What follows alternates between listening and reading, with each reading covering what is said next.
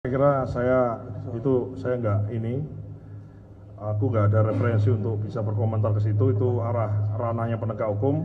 Kita ikuti saja prosesnya. Intinya kami siap manakala diminta sama penegak hukum data, diminta saksi, diminta apapun dalam rangka untuk memberikan informasi seterang-terangnya, maka kita akan kasih dukungan maksimal untuk penegakan hukum itu. Siapapun yang mengenal kami boleh gitu, WA kami boleh, tapi kalau bisa tuh jangan WA langsung lah gitu. Menghindari fitnah-fitnah ini ya. Lebih baik tetap pakai jalur yang baik. Kalau Anda semua sahabat saya, sayang sama saya, please harus mengadu, harus komplain, harus bertanya ke saluran yang kita sediakan. Kami siap untuk memperbaiki komunikasi, pelayanan, kemudian update dari mulai follow up-nya itu kira-kira sejauh mana kita lagi perbaiki ke sana. Jadi saya mohon dukungan semuanya. Insya Allah ini sesuatu hal yang tidak sulit, bukan rocket science, ini hal-hal yang lumrah gitu ya.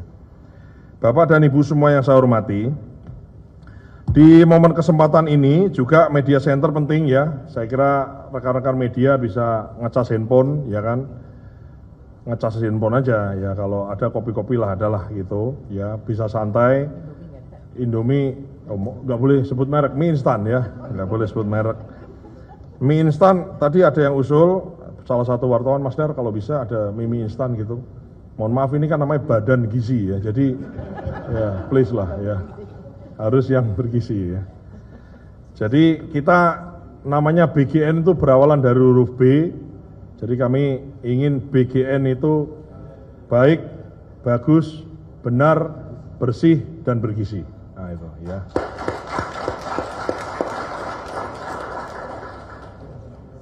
Ada dua hal saya sampaikan, kita tegas dalam menegakkan peraturan, kita tegas dalam ibaratnya kita memberantas hal-hal yang tidak baik. Tapi kita juga harus apresiasi dari sekian banyak hal yang sudah baik, kita harus apresiasi. Mitra yang baik, kita apresiasi. SPPG yang baik, kita apresiasi. Ya, kemudian dapur-dapur yang baik, kita apresiasi. Sekolah-sekolah yang kemudian menerima MBG itu dalam keadaan yang baik, anak-anak sekolahnya baik, kita apresiasi. Jadi yang berjalan baik dan mayoritas berjalan baik ini kita apresiasi. Tapi jangan sampai yang sedikit yang melanggar itu kemudian mencoreng banyak yang baik ini. Nila setitik merusak susu sebelanga ya, merusak susu sebelanga. Jadi jangan sampai nila setitik merusak susu sebelanga. Bapak dan Ibu semua yang saya hormati, kami terus berkolaborasi dan berkoordinasi dengan pihak lain. Di momen kesempatan yang baik ini izinkan saya juga mengupdate beberapa hal. Kami tadi sudah melakukan rapat koordinasi tingkat Menko dipimpin oleh Pak Menko Pangan. Ini saya kasih beberapa gambaran ya. Slide sebanyak 40% penduduk Indonesia ya. Di kuintil 1 dan 2 bisa ditampilkan ya. Sebanyak 40% Anda bisa lihat ya, di kuintil 1 sama kuintil 2 itu ada yang di bawah garis. Baik itu yang kiri maupun yang kanan. Yang kiri itu adalah kalori, yang kanan adalah protein. Jadi sebanyak kurang lebih 40% penduduk Indonesia yang berada di kuintil 1 dan kuintil 2 itu mengalami kekurangan kalori dan protein. Mohon maaf kasarannya, kurang makan. Ini menyedihkan, tapi ini realita yang juga harus kita hadapi, bahwa 40% itu kira-kira 116 juta. 116 juta orang kita itu kemudian kurang makan, atau kasarannya lapar. Jadi yang dimakan lebih sedikit daripada aktivitas dia. Ini satu realita ya, sehingga ini saya dapat datanya dari Kementerian Kesehatan. Selanjutnya ada juga pertanyaan mengenai Pak, ini kan banyak sekali masuk melalui sosial media, ada yang WhatsApp ke kami, ada yang telepon, ada yang ngasih masukan macam-macam. Melalui saluran Sagi itu juga ada orang menanyakan mengenai 3T. Orang concern sama 3T. Ini kami paparkan berdasarkan SSGI tahun 2024 ya, peta sebaran prevalensi stunting di Indonesia di tahun 2024. 20 kabupaten kota terendah, 182 kabupaten sedang, 220 kabupaten kota tinggi, dan 92 kabupaten kota sangat tinggi. Maka ini hanya peta, tentu saja kalau diklik, kita bisa tahu data detailnya, di provinsi mana, kabupaten mana, kecamatan mana, desa mana kita tahu. Maka kita ingin selain kita berbenah apa yang sudah berjalan ini, kemudian kita pastikan berjalan dengan baik, yang bagus kita apresiasi, namun kita sedang mempersiapkan diri untuk bagaimana kita bisa mengintervensi langsung, memberikan gizi yang pas, yang sesuai, yang dibutuhkan, khususnya di daerah-daerah yang memang angka stuntingnya tinggi dan sangat tinggi. Jadi nanti ada beberapa dapur, ada beberapa SPPG, ini kita lihat yang tinggi dan sangat tinggi stuntingnya ini, kemudian di mana kita lihat sudah ada nggak dapur di situ. Kalau ada segera kita aktifasi, kalau belum dan lain-lain kita fokus ke situ dulu. Sambil kita menata yang memang sudah bagus, kita teruskan bagus, yang kemudian yang lain-lain kita perbaiki. Ini contoh saja di slide berikutnya ya. Ini adalah data balita. Jadi kita ini punya data balita.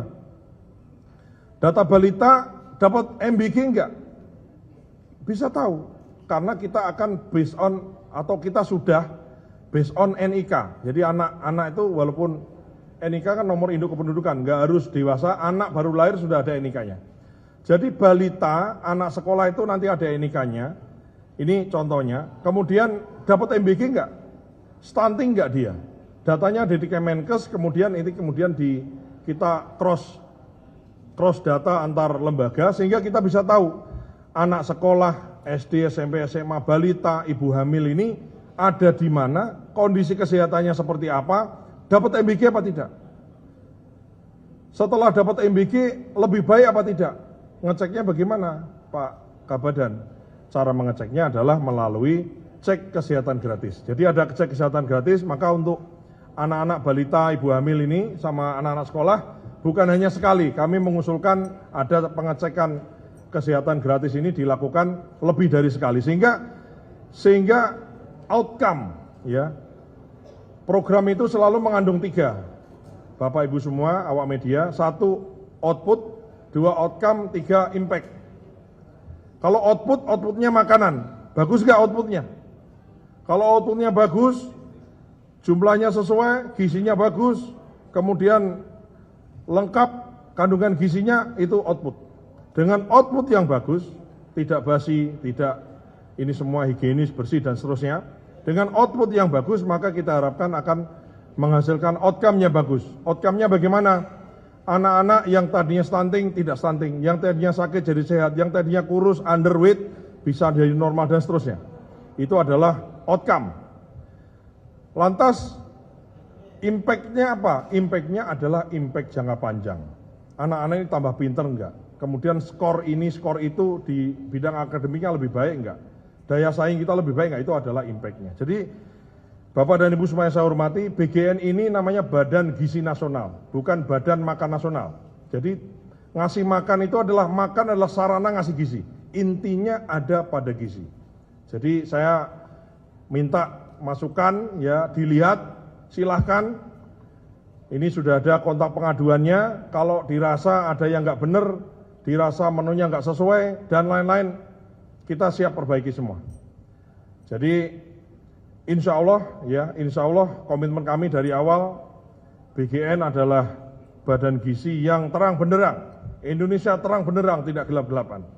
Ya, yang praktek-praktek yang terdahulu udah kita buka lembaran baru, kita semangat baru, dan kami mohon dukungan kepada Bapak Ibu semua, khususnya sekali lagi adalah awak media yang senantiasa memberitakan dan menjelaskan dan memberikan informasi yang proporsional, aktual kepada masyarakat. Itu kira-kira. Ada yang mau tanya? Oh iya, boleh. Oh iya, saya tambahkan lagi beberapa langkah yang lain adalah Kementerian Kesehatan ya kami akan berkoordinasi dan tadi sudah, artinya bukan akan berkoordinasi, sudah berkoordinasi untuk mengatur sebelum tanggal 5 kami ingin lebih banyak mendengar masukan dari ahli-ahli gizi. Dengan melibatkan banyak ahli gizi, dokter-dokter gizi, dokter anak dan lain-lain, maka kami ingin mendapatkan lebih banyak masukan terkait stunting, terkait menu, terkait kandungan gizinya dan seterusnya, termasuk bagaimana metode yang paling tepat di daerah yang sangat stuntingnya sangat tinggi itu harus bagaimana dan seterusnya. Kami sangat ingin mendengar dan ingin melibatkan banyak pihak, khususnya kami tadi sudah berkoordinasi dengan Kementerian Kesehatan untuk kita melakukan satu kajian bersama dengan ahli-ahli gizi yang terbaik di seluruh Indonesia. Oke, saya kira itu mungkin salah satu yang tambahan informasi yang ingin kita sampaikan. Ya, udah semua kan tadi ya. Baik, silakan. Tanyanya nggak boleh susah-susah. Ya. Ya itu ya Mbak, gimana Mbak? Ya kelihatan. Izin Pak. Izin Pak, saya Dini dari IDN Times. Izin bertanya, ini kan juga lagi rame di medsos ada 27.000 unit SPPG yang di Indonesia ini, tetapi hanya 1% MBG, dapur MBG yang beroperasi di Papua yang daerah stuntingnya tinggi. Mohon tanggapannya.